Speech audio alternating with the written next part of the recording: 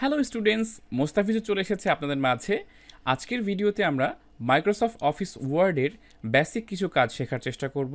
একই সাথে মাইক্রোসফট ওয়ার্ডের যে ইন্টারফেসের পরিচিতি সেটিও নেওয়ার চেষ্টা করব। এটির জন্য অবশ্যই মাইক্রোসফট অফিস ওপেন করতে হবে।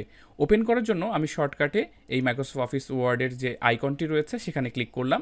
আগের ভিডিওতে আমি দেখিয়েছি মাইক্রোসফট অফিস কীভাবে আরও সুন্দর করে ওপেন করতে পারবেন এবং টাস্ক বারে পিন করে রাখতে পারবেন।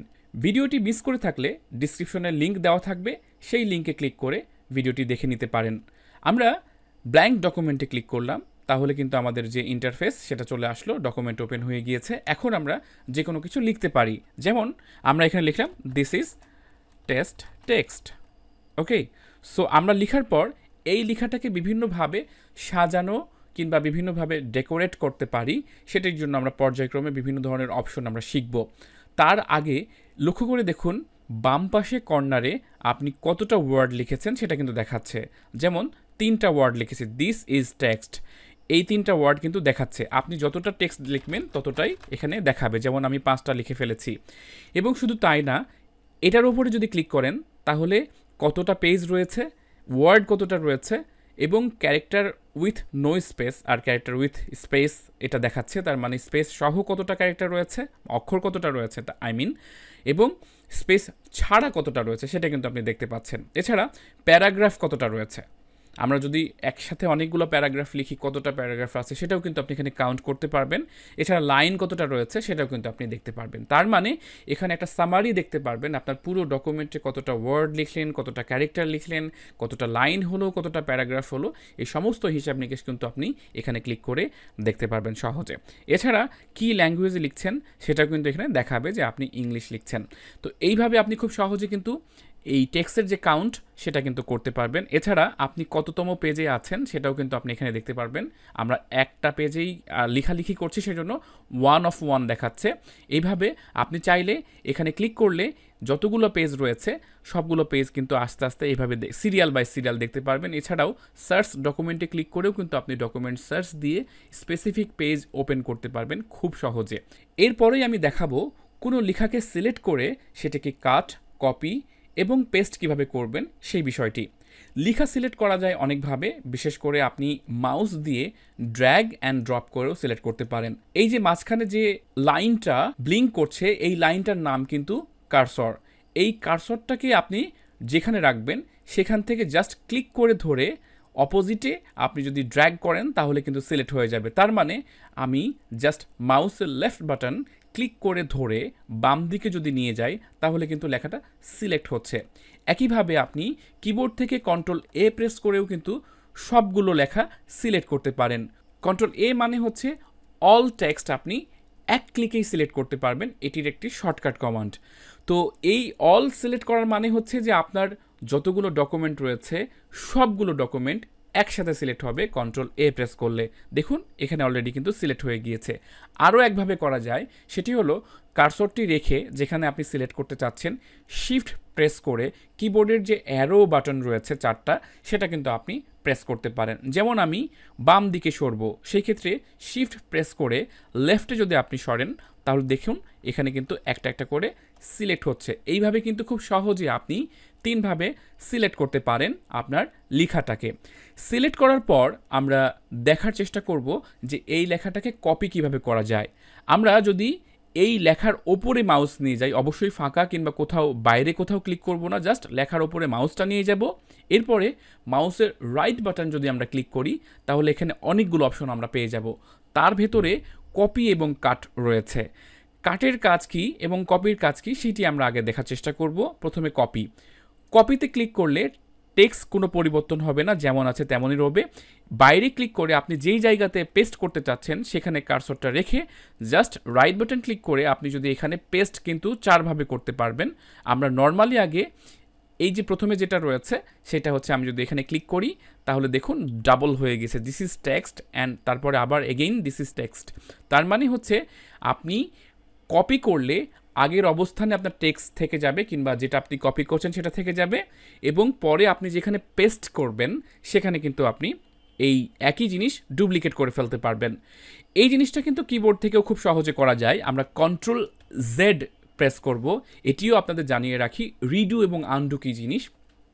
যদি আপনি পেছনে ফিরতে চান তাহলে কন্ট্রোল জেড প্রেস করবেন, আর যদি সামনে ফিরতে চান তাহলে কন্ট্রোল ওয়াই প্রেস করবেন। তার মানে আপনি কোনো কিছু ভুল করে গিয়েছেন, তাহলে কন্ট্রোল জেড প্রেস করলে পেছনে এক ধাপ করে যাবে, যতবার কন্ট্রোল জেড প্রেস করবেন ততবার পেছনে যাবে। এবং আপনার যদি মনে হয় যে না আরও এক ধাপ আগাইতে হবে, তার মানে সামনের দিকে যেতে হবে, তাহলে কন্ট্রোল ওয়াই প্রেস করবেন। যেমন আমি কিছুক্ষণ আগে দিস ইজ টেক্সট লেখাটাকে কিন্তু কপি করেছিলাম এবং কন্ট্রোল জেড করে কিন্তু আমি আবার পেছনে চলে আসলাম। এখন আবার হঠাৎ করে মনে হচ্ছে যে না আমার সামনেই যাওয়া ভালো ছিল, তো সেই ক্ষেত্রে কন্ট্রোল যদি ওয়াই প্রেস করি তাহলে কিন্তু আবার সামনে চলে গেলাম। আবার যদি কন্ট্রোল জেড প্রেস করি তাহলে কিন্তু এক ধাপ পিছনে চলে আসলাম। তার মানে আপনি কন্ট্রোল জেড এবং কন্ট্রোল ওয়াই এই দুইটি শর্টকাট দিয়ে কিন্তু আপনি খুব সহজে সামনে অথবা পেছনে যেতে পারেন। এই জিনিসটা কিন্তু খুবই গুরুত্বপূর্ণ, এটা শিখে রাখলে পরবর্তী সময় আপনার কিন্তু খুবই কাজে দিবে। তো আমরা যেটা শিখছিলাম সেটা হলো যে কপি। তো আমরা এখন দেখার চেষ্টা করব এই জিনিসটা কিবোর্ড থেকে কীভাবে করা যায়। তো আমি অবশ্যই কি করব, আগে সিলেক্ট করে ফেলবো। সিলেক্ট করার পর আমরা কন্ট্রোল সি প্রেস করব, তার মানে কিবোর্ড থেকে CTRL কন্ট্রোল এবং সি একসাথে প্রেস করব এবং ছেড়ে দিব। এখন আমার যেখানে দরকার সেখানে পেস্ট করার জন্য কন্ট্রোল ভি প্রেস করব, তাহলে কিন্তু আমাদের ওই লেখাটাই কিন্তু আবার আরেক জায়গায় পেস্ট হয়ে যাবে, তার মানে ডুপ্লিকেট হয়ে যাবে।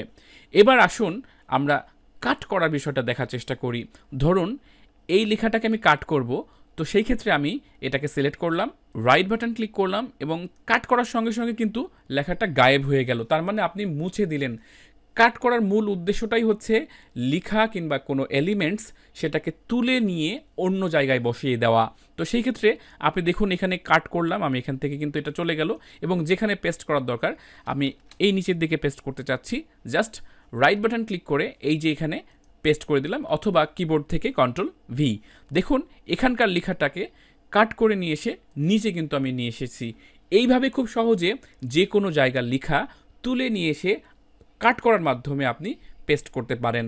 তাহলে কাট এবং কপির মধ্যে পার্থক্যটা হচ্ছে কপি করলে ডুপ্লিকেট হয়, তার মানে আগের জায়গার পরিবর্তন না হয়ে আরেক জায়গায় পেস্ট হয়ে যায়, এবং কাট করলে আগের জায়গা থেকে উঠে নিয়ে এসে নতুন জায়গাতে পেস্ট হয়, তার মানে সেখানে ওই লেখা কিংবা এলিমেন্ট চলে যায়। আশা করছি কাট কপি পেস্টের বিষয়টা আপনারা শিখে গিয়েছেন। এছাড়া পেস্ট করার অনেকগুলো মেথড রয়েছে, এখানে 4টি মেথড রয়েছে। আমরা পর্যায়ক্রমে যখন ক্লাস করব তখন এই মেথডগুলো সম্পর্কে আমরা আরও বিস্তারিত জানব। তার মানে কন্ট্রোল সি মানে কপি, কন্ট্রোল এক্স যেটা কিবোর্ড কমান্ড, কন্ট্রোল এক্স হচ্ছে কাট এবং কন্ট্রোল ভি হচ্ছে পেস্ট। এই 3টি কমান্ড কিন্তু আপনার বাস্তবিক জীবনে প্রচণ্ড রকমভাবে আপনাকে ব্যবহার করতে হবে। সেই ক্ষেত্রে এখন থেকে এটাকে রপ্ত করার চেষ্টা করুন। এরপরে আমরা আরও কিছু বেসিক বিষয়গুলো জানার চেষ্টা করি। মাইক্রোসফট ওয়ার্ডে সব থেকে বেশি ব্যবহৃত হয় ফন্ট সেকশন। আপনারা দেখুন এখানে ফন্ট সেকশনের ভেতরে বেশ কিছু অপশন রয়েছে, সেই অপশনগুলোই বেশি ব্যবহার করা হয়। আজকে শুধুমাত্র ফন্ট বিষয়টা কি সেটি আমরা দেখার চেষ্টা করব। দেখুন কোনো লেখাকে সিলেক্ট করা অবস্থায় আপনি যদি এই যে ফন্ট সেকশন থেকে আপনি যে কোনো ধরনের ফন্ট চেঞ্জ করে দেন তাহলে কিন্তু ওই রকম ধরনের ডিজাইন কিন্তু পরিবর্তন হয়ে যাবে। তার মানে সবার হাতের লেখা যেমন একরকম নয়, ঠিক তেমনি সকল ফন্টের ডিজাইন একরকম নয়। আমরা কিন্তু নর্মালি যে বই কিংবা যে কোনো ধরনের টেক্সট দেখি সেটা কিন্তু নির্দিষ্ট একটা ফন্টে লেখা হয়।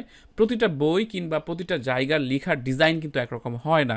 তার মানে যে লেখা যেরকম ডিজাইন করতে চাচ্ছেন সেখানে আপনি সেই ফন্ট যদি আপনি পরিবর্তন করে দেন তাহলে ডিজাইনও পরিবর্তন হয়ে যাবে। দেখুন নিচের লেখা এবং উপরের লেখার মধ্যে বেশ পার্থক্য রয়েছে। আজকের ভিডিও আমরা এখানেই শেষ করতে যাচ্ছি। আগামী ভিডিওতে এই যে বেসিক যে বিষয়গুলো রয়েছে সেগুলো নিয়ে আবার আলোচনা করব এবং সেখানে মজায় মজায় আরও নতুন কিছু শেখার চেষ্টা করব। আগামীর ভিডিওর আমন্ত্রণ জানিয়ে আজকের এই ভিডিও শেষ করছি। ধন্যবাদ।